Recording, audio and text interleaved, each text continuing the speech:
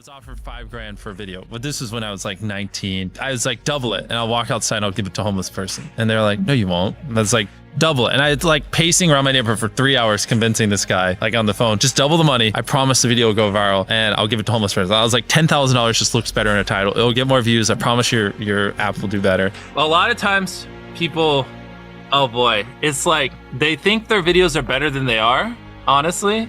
And tell them, Jimmy, tell them. I mean, they do that, and they have horrible friend groups because you really are like the type of YouTubers you hang around. It's getting people with the right YouTuber friend group that aren't pussies and will actually tell them when their content's bad and like actually roast it and help them get better in a nice, positive way. Basically what I did was I've somehow found these other like 4 lunatics. 3 of us were college dropouts, 1 was a high school dropout, and 1, I don't know, he just like quit his job. We all were super small YouTubers, and we basically talked every day for 1,000 days in a row and did nothing but just like hyper study like what makes a good video, what makes a good thumbnail, what's good pacing, like how to go viral. We would just get on Skype every morning, and like some days like I'd get on Skype at 7 a.m. and I'd be in the call until like 10 p.m. and then I'd go to bed and I'd wake up and I'd do it again. We'd do things like take 1,000 thumbnails and see if like there's a correlation to the brightness of the thumbnail to how many views you got. Imagine a world where it's just you working solo and you work 12 hours a day every day for like a year. And you're just grinding, you make a mistake, you learn from it, you grind, you make a mistake, you learn from it, and you do that for like a year.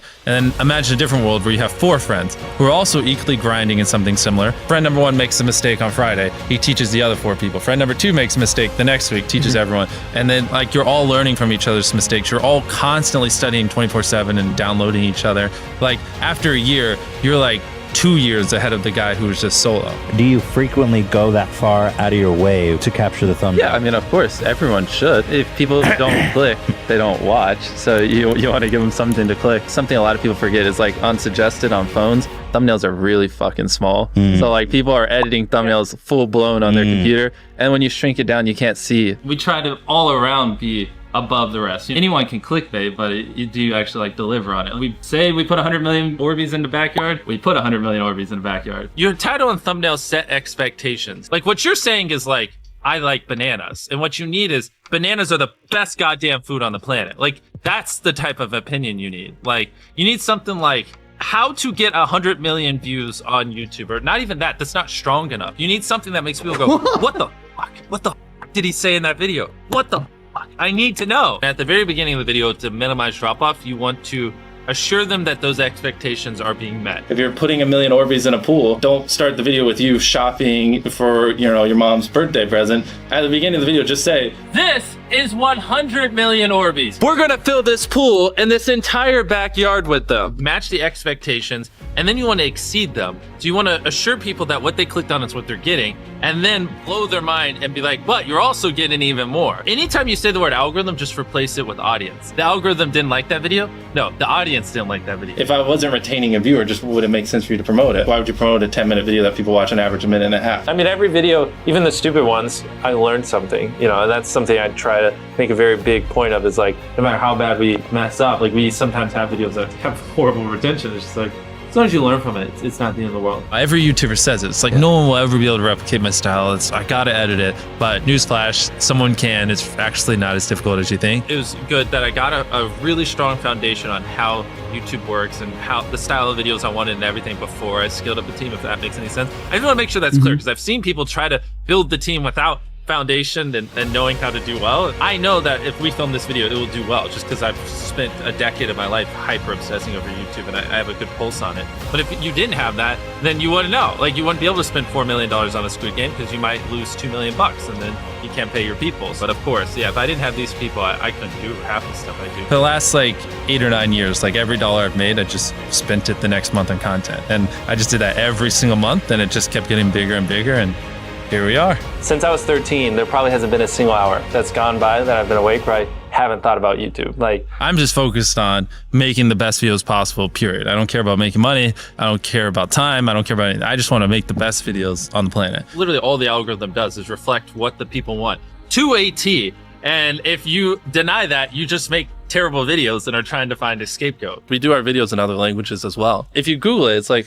only whatever, less than 10% of the world speaks English. So 90% of the world can't even enjoy your content. And when I realized that, I was like, wait a minute, 90% of the world can't even watch this stuff. Like, we just started doing this like 6 months ago, and it's crazy like how viral some of these videos are going. 51 million. In Spanish, the guy who does my dubs is the same guy who dubbed Spider-Man. We managed to convince him. So a lot of those comments are like, why does he sound like Spider-Man? Or is MrBeast Spider-Man? To me, what's important is click-through rate, getting people to click on your video, and then average view duration, average view percentage, or just relative retention, and having them watch it. A lot of creators think click-through rate is just like the title and thumbnail and did they click it, but a lot of it too is, did they enjoy your last video? Because if someone watches a video of yours and they loved it, you can bet the next time you're recommended, their chance of clicking is a lot higher. Sometimes we're filming for 3 or 4 days, like 10 hours a day, 30, 40 hours of filming plus months of setup, whereas most creators probably film for a couple hours and set up for a day. Outside of just filming, we brainstorm video ideas, relentlessly, hours every day. By always doing all those things, it just distinctively sets it so far apart that it's basically, in my head, it's like, why would you not watch it? Viewers aren't stupid. They can tell when you half ASS, I don't know if I'm allowed to curse, a video, or if you really put in effort. And if they can tell you're putting in a lot of effort, they're gonna be more likely to click on future videos. And that snowballs. And because once you build that trust, they get to a point where it doesn't matter what you upload. They just know it's high effort and they just know it's great. And they're just conditioned just to watch because you have a good track record. And so with filming, it's just like trying to make sure we're doing everything we can, no matter how expensive it is, no matter how much time it takes, to make the best video possible. A lot of people, if they gave away 100 grand, they would make a huge deal about it. But sometimes we're just like, yeah, here's 100 grand. Thanks for watching, bye. Doing it that way makes it more fun and just more interesting. So I like to keep a little bit of it mysterious because I think that's what people enjoy. A lot of people aren't willing to put in 10 hours days because they don't like what they're doing. So it's finding what they enjoy, because it is like a long grind. Like, you're doing that for years, not months. So if you don't enjoy it, then you're gonna burn out. I just had the blessing of finding what I loved at a young age. So because to get to this level, it takes, a decade. Most people don't find what they love till their young 20s. So they'd be where I'm at in their 30s. I just lucked out and found it when I was really young. Living your life chasing a nicer car and a bigger and bigger box to live in is kind of like a dumb way to go about life. I actually, funny enough, I lived in a super below average home.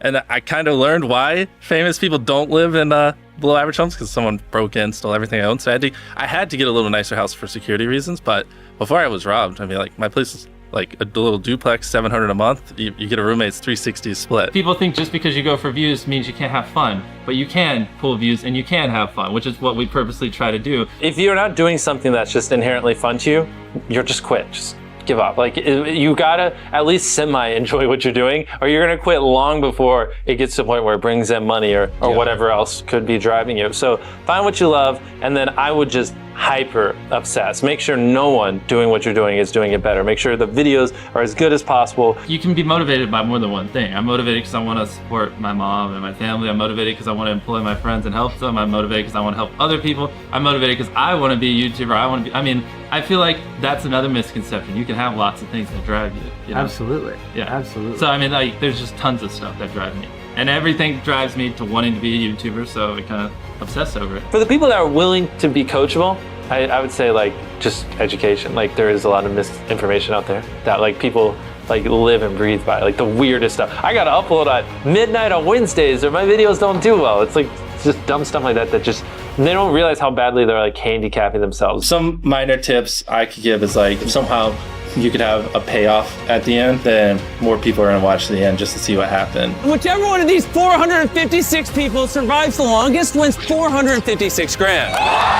Cut out all dull moments, try not to over-explain things. If a camera just sits on me and I'm just talking for 20 seconds, it doesn't hold retention as well as, maybe me talking and other footage popping up. It's much easier to get 5 million views on one video than 50,000 views on 100 videos. It takes way less effort to get 5 million views on one video. Back then, which I think small YouTubers should do, is I would reply to every single comment. And so I think a few people caught on that I would always reply. And so some people would just be like, I wonder how long it'll take for him to reply. So that was a lot of my comments when I was smaller, but at least it kept him coming back. And your analytics, and most of you probably know this, audience retention.